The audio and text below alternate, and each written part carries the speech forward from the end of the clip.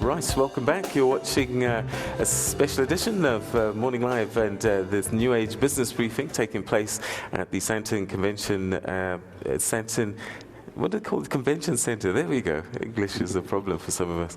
Sandton Convention Center. We're talking energy, nurturing leadership, and we've got Dr. Myles Munroe and also the Energy Minister, Tina Joemat-Pettersson, fielding some of your questions and some of your concerns.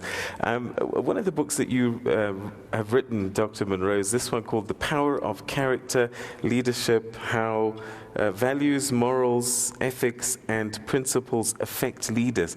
And I think this is a big question for us in our history now, at this stage in our history, is, you know, there's a level where you break rules, and if you don't break rules, we've got this issue called governance, and we've got this issue called moral leadership. And I'm just wondering, how do we get into that space? Because I guess this is where the magic really happens.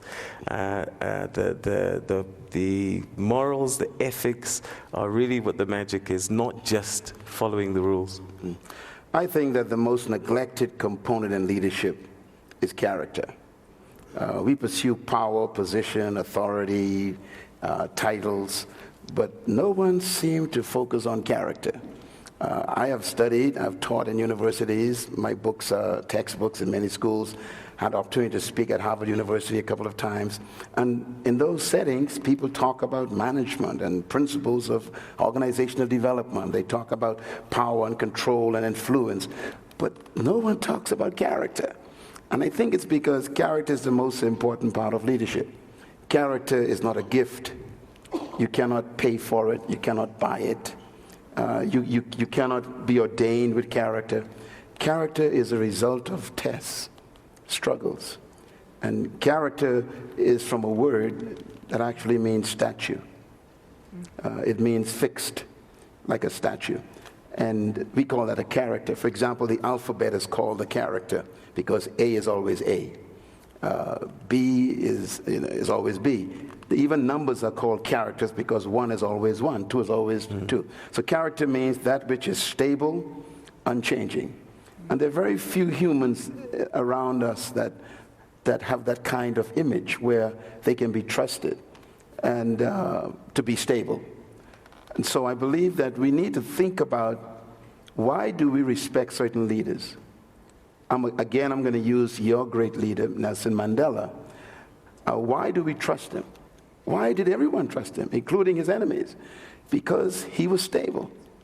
You know, for over 30 years or more, he never changed his convictions. He was never influenced to the point where he would sell his convictions. He was willing to die for them. That's character. And that had to be tested over a long period of time. And that's because he had the conviction so strong that compromise was not a possibility. Anytime you compromise as a leader, you've canceled your influence. And so it's important for you as a leader to submit to tests to develop character. And ethics, therefore, is a product of character. In other words, because I won't change my conviction, it informs my ethical behavior, which becomes my moral standards.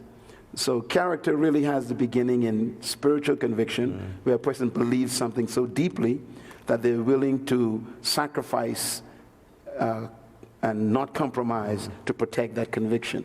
We need leaders like that today, who we can trust even in the dark.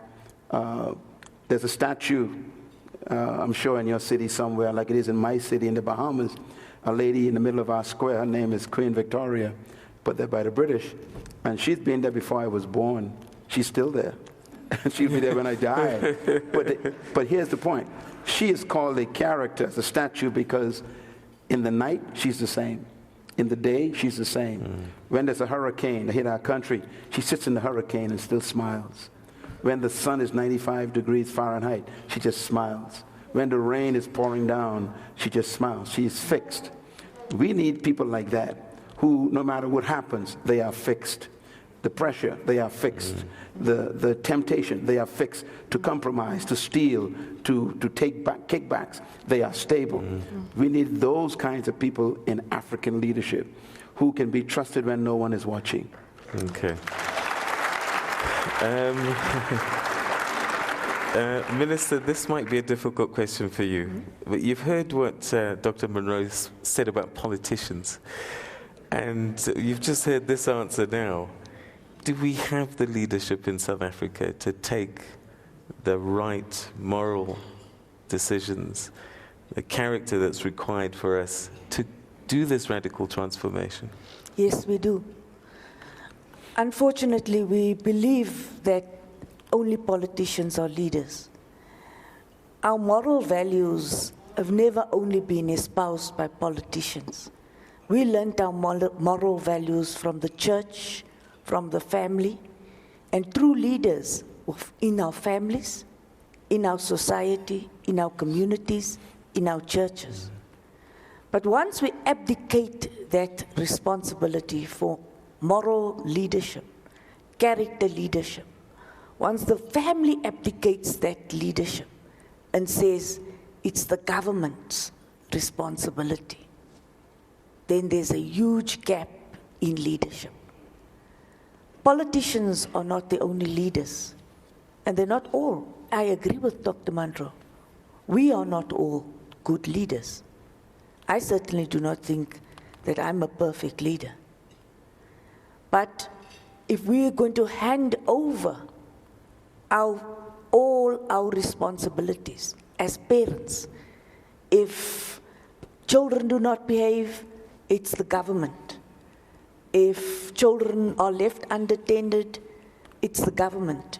If we do not rear our children properly, it's the government. If we do not provide moral guidance, if our children are ill-disciplined, it's the teacher. But if our children do very well, it's the good child. Perfect child. And good parent. And a good parent. All right. Morgan Patla, you're on table number 31.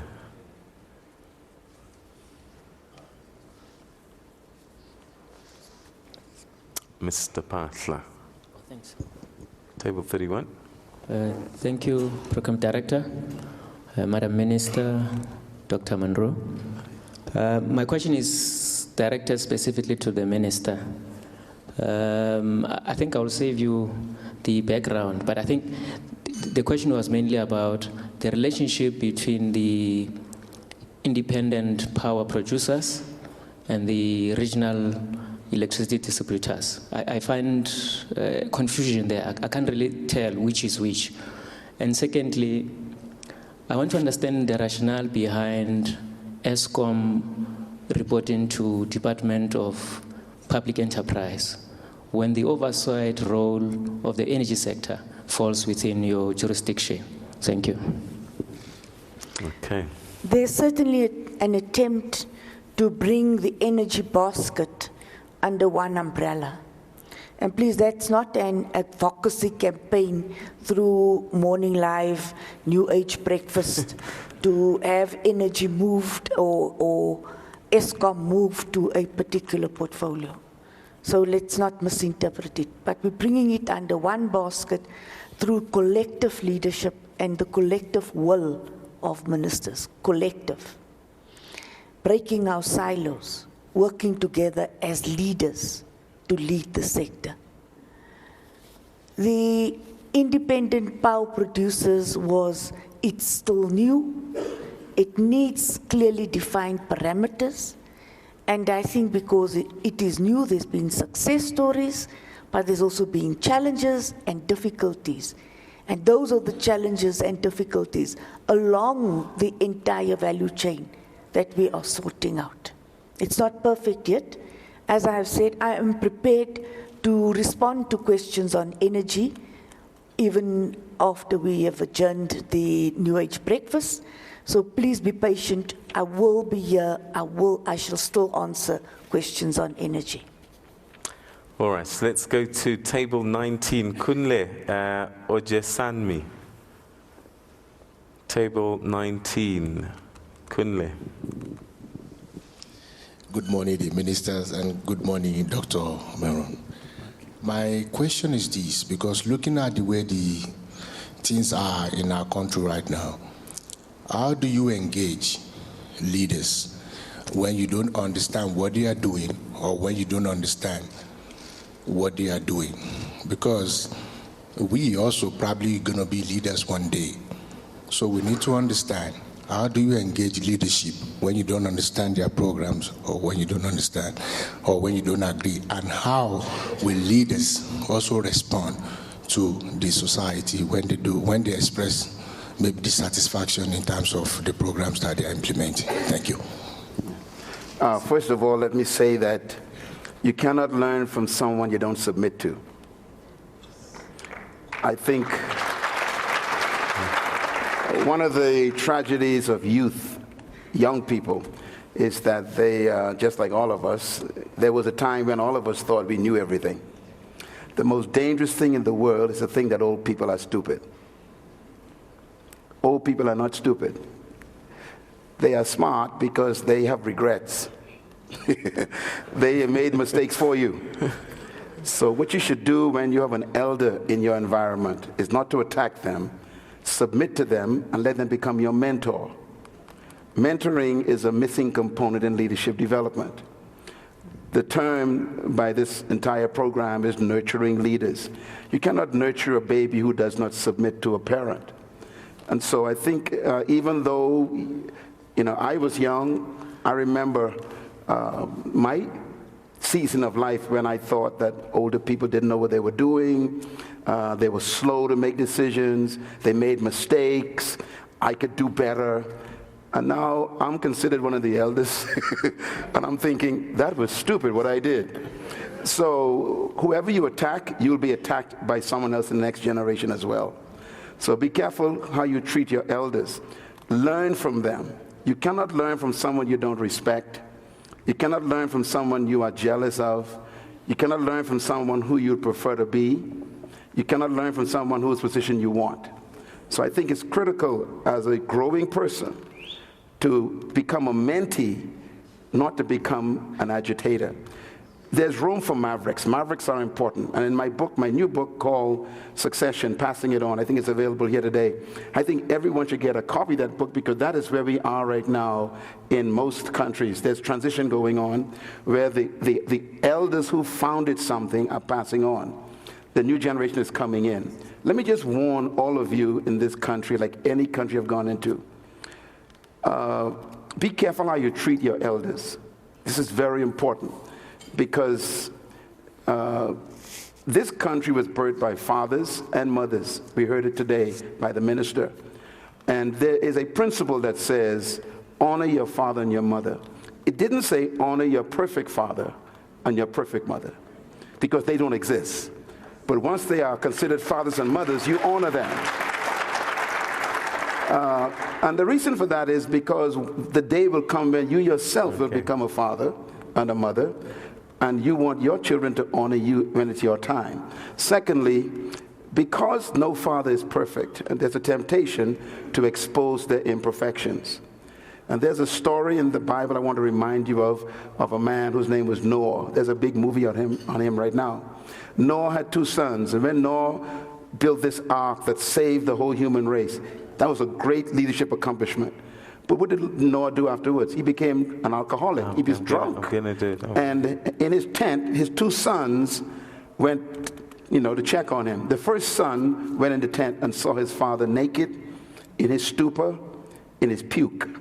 What did the son do? He came out of the tent, went to the village, and exposed his father's nakedness and told them how bad his father was. The second son had a different response. He came in the tent, and the text says he walked backward with a sheet and covered his father's nakedness. He didn't even want to see it. He wanted to protect his father's nakedness, his father's weaknesses. When Noah became conscious again, sober, and he found out what the 2 sons did, he cursed the one who exposed his weakness and blessed the one who covered it up.